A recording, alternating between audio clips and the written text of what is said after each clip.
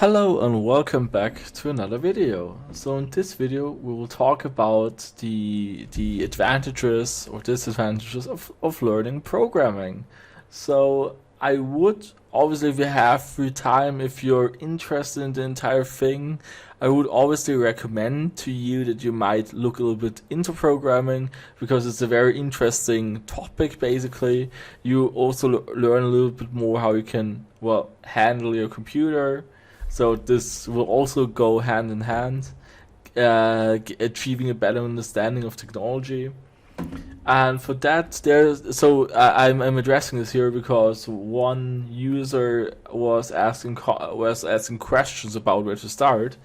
And right, so the first thing I would point to Codecademy. So it's a rather it's a website which exists quite long here, and they offer free courses. So they have also pro paths, but there are also free lessons you can take. So you can basically go to catalog, and if you go to the catalog, you can there see lots of lessons. So where there's pro, you can't do that one. But for example, they offer Java, for example, yeah. So we'll click on Java, and then you just see here some hints, how long this course might take, and stuff like that. The great part there is, so the reason why I'm recommending it here is that they have on left side always they have this three-part split up there. So on the left side there are all the explanations you need. In the middle there's your IDE, so your programming part. On the right is the console output, so it's always structured that way. So this is pretty clever. So you can see here, for example, introduction to Java. Programming languages enable humans to write instructions, so it's going through all the basics, and then there's always an instruction page. So you're looking at the computer program written in Java. Run the code in a text editor to see what's printed to the screen. So we see a basic class structure for a simple Java program. I will just click on run here, for example, and it's been compiled, and it says hello world.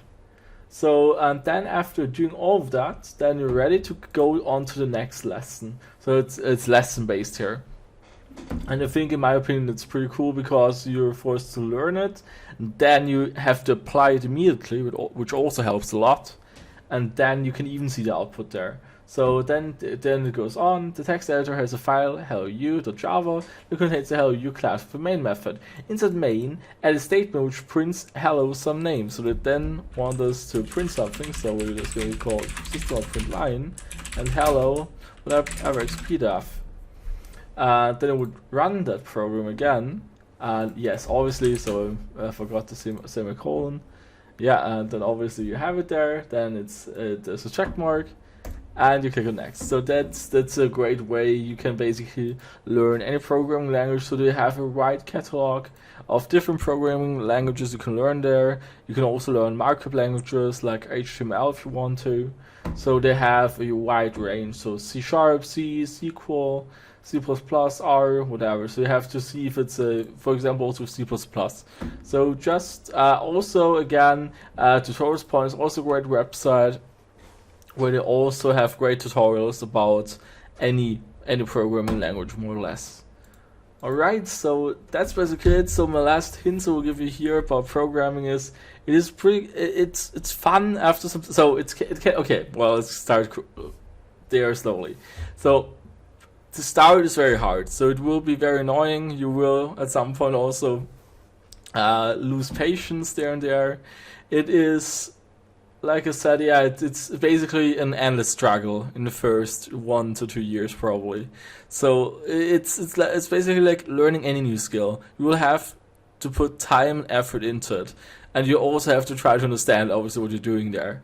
So it's obviously not for everybody, but everybody should try at least if they want to learn it. So you shouldn't like dismiss it as, no, I'm not this kind of person, I can never learn that. So if you want to, and if you truly want to, it should be achievable to learn programming, even if it's just the basics or something like that.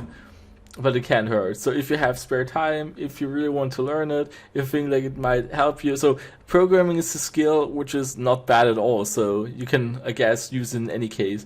So yeah. Right.